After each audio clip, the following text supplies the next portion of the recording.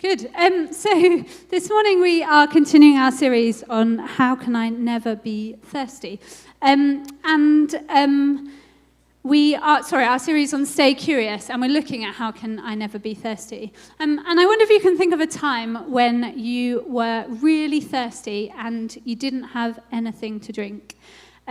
Me and Vicky once went on a run in the Wolds on a Sunday afternoon. We arranged a time to meet. We were quite organised. We drove to the start point. We picked our route and we set off.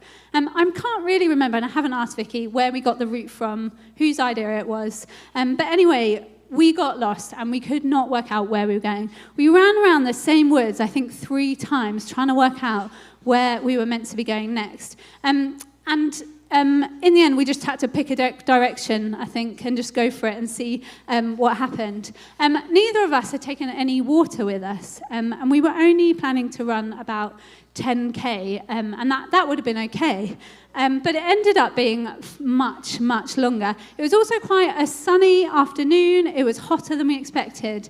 And by about mile 7, we were really thirsty. And we didn't really know what to do. So then we got our phones out and we looked on a map and we found there was a cafe, I can't remember how long, about a mile away there was a cafe. We thought, right, we'll run there and we'll see if we can get some water. When we got to the cafe, it was closed. Lincolnshire Wolds for you on a Sunday afternoon. So what we ended up doing was it was attached to a house. What we ended up doing was just knocking on the door of a house. We were so desperate for some water. We still had a few more miles to get back to the car. We knocked on the door of this house and we begged them for a glass of water. They were super confused. They didn't understand. But they came and they just bought us 1 glass of water. So we had to share between us. But it gave us enough water to be able to get back to the car where we had water in the car and we could properly replenish ourselves. I don't know whether you can think of a situation like that. And I don't know as well, what is the drink that you go to when you're really thirsty? You know, you've got a dry throat, maybe you start to feel a bit weak, a bit tired, maybe you get a bit of a headache. What is the drink? Chat to the person next to you, be really curious, find out what's the drink that they go for when they're really thirsty and they really want a drink.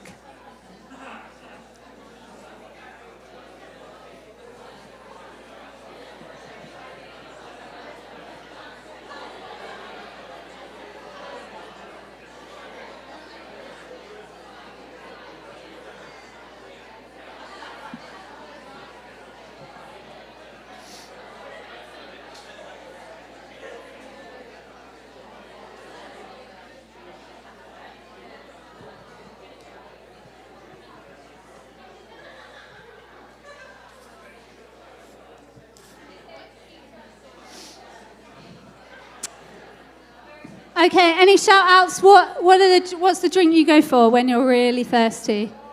Water, yeah. Water probably is the best one, but anything else you go for? Cup of tea, yeah. Some people go for a hot drink, yeah. A can of Costa, iced coffee, okay, yeah, nice, yeah. Anything else? Diet Coke, yeah. I go for a full-fat Coke with ice and lemon. That's mine. Great.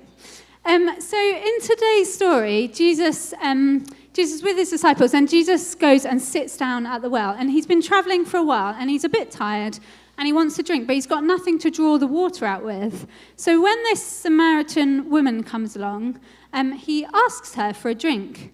I don't know if you ever noticed, it's unclear in the story whether he ever actually gets a cup of water, but instead he gets into this conversation with the woman about water, about the kind of water that isn't really the drinking kind. And they get into this conversation, and it's kind of at cross purposes. And I'd like to say it's definitely Jesus' fault, because the woman is just talking about normal water, and then Jesus is just talking about something completely different. He asks her for a drink, and then he tells us she should have asked him for a drink instead. I kind of feel a bit sorry for her at this point, because she's like, what are you talking about? Who is this person talking to me? And then she begins to understand that he's offering her something so much better than the water that she can get from the well. The woman was just drawing out water from the well, just normal water from the well. I just need to grab a cup off Ben, thanks. Thank you very much. So the woman was just drawing normal water out from the well. And this is like the things that we think will satisfy us. They'll quench our thirst. We'll drink and we think they'll quench our thirst, but the cup is emptying. It doesn't fulfill us. It doesn't satisfy us. And this is the things, maybe for you, it's like food, maybe chocolate, and you think, I just have that chocolate bar, that'll make me feel better. Or maybe it's buying new clothes, or perhaps it's a new toy, and maybe it's like views and likes on social media. Maybe it's a night out. And it doesn't satisfy us. It's not really filling us up. It's just coming out again. And then Jesus offers her living water. And she actually thought that meant water that moved, because that's how they would have described like a stream of water. They would have described that as living water, water that moved. So it's not like the still water in the well. It's moving, so they called it living water. So it kind of goes like this. And this is like the things that might satisfy us for a little bit longer. Maybe it's, a new PlayStation 5, or a new relationship, or a new job.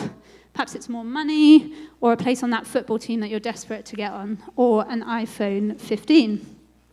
They feel good, and they make us feel good, and we enjoy them. But the thing is, they don't last either. After a while, it's all gone.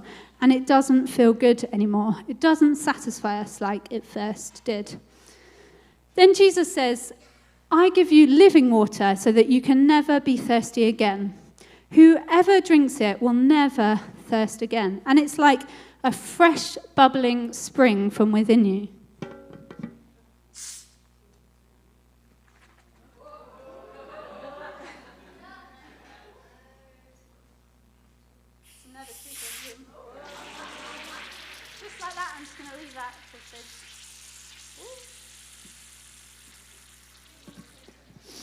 And he says, the water that I give you will be in you like a spring of water that's welling up in eternal life. And this is the water that means you'll never be thirsty again. And it's what Jesus promises us. We never have to search for those other things that satisfy us. This living water in here that bubbles up will be enough for us. And we just have to ask for it by the Spirit. We ask the Spirit to fill us with it. And he does. And then we know what it's like to be satisfied and never be thirsty. And for those of us that know this or have experienced it, sometimes we might find ourselves getting distracted as well by trying to quench our thirst with other things. But we just have to remind ourselves to go back to Jesus and ask him for the water that he gives. So how can I never be thirsty? Receive the water that Jesus gives me. How can you never be thirsty? Receive the water that Jesus gives you. And how can they never be thirsty? Receive the water that Jesus gives them. If we sometimes feel thirsty and try and fill ourselves up with other things, forgetting that it's Jesus who quenches our thirst, what about those people who've never experienced what it's like to be thirsty? Those people who are tired and weak and they're looking in the wrong places, or only finding cups and jugs instead of that bubbling water on the inside. They're looking for things in the world that satisfy them and never being full, always thirsty. And the woman at the well, I don't know if you noticed at the end, she went back to her town and she said to the other people, come and see the man who told me everything I ever did. Could this be the Messiah? She was curious and she wanted to know more, and she took her curiosity with her to others. And she said, I'm curious. Are you curious? I've experienced something. Come and try it for yourselves. Come and meet him. And for us, for some of us, it's easy to forget what it's like to never be thirsty. Maybe just pause for a minute and remember. And then think of those people that you know that don't know Jesus and how they might be feeling without knowing that living water inside them. And maybe you can invite those people to come to church. Maybe you could invite them to a youth social or a kids social, or maybe you could invite them to Alpha. And that's why we run things like socials and Alpha, so that we can invite other people. It's an easy opportunity to invite people in, an easy opportunity for them to meet Jesus and never be thirsty. And with Alpha, it's the best way for adults that we've found so far. And so we do that by putting on this big fun event. This time we're doing bingo and balties, where you can invite your friends to come and have a fun evening, eating a good curry, playing silly games, playing bingo for silly prizes. And the same with youth as well. We do events where you can invite your friends along. I'm just going to invite Rachel up for a quick interview. I don't know where you're going to stand. It's not a lot of room. And I just want you just to tell us a little bit about your experience of Alpha. Right. So I've done Alpha as a group leader. I've invited other people to it, not always with great success. But I think what strikes me every time is that even though we know what it's about, we know it's about Jesus, I always find out something new, or I see something in a new way.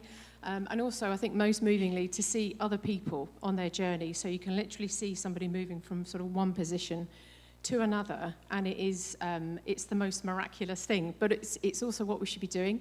This is the whole point of why we're here and what we're supposed to be doing, and what Jesus asked us to do. Brilliant, thanks Rachel. So there's a couple of things you said there about seeing other people, her experience of being on Alpha and seeing other people on that journey. But also she said as well about learning new things. And maybe you're curious, and maybe you've still got some questions, or there's some things you haven't thought about in a while. And then Alpha is for you as well. It's for everyone this time. We want everyone who's feeling curious to come along and ask questions.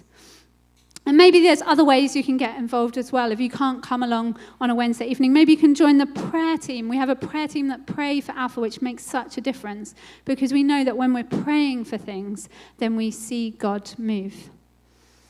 So as we experience Jesus and the bubbling water flows out from us, because that's what the Spirit does, it's not just so that we feel better, but it's for others as well. And I've loved hearing stories in the last few weeks of people taking flyers for bingo and balties of our launch evening. They've been taking them out to different people. Keith and Dennis have been dropping them around all the houses in the West End. They dropped a few, and then they asked for some more. Can I have some more? Haven't done all the houses. So we gave them loads of flyers to do that.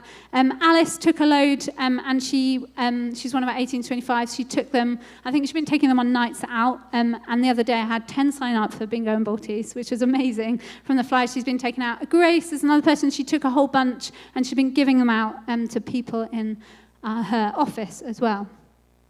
So how can we never be thirsty? Well, it's receiving the water that Jesus gives us and then going on to share it with others. Who is it that needs to hear that they could never be thirsty? What can you invite them to so they can hear too what Jesus is offering them? For Jesus, chatting to the woman and telling her the good news was so much more important than his little drink of water. And he wants you and every person in this city to know who he is and the difference that he makes through his Spirit, bringing eternal life. This is a message that we get to share. Amen.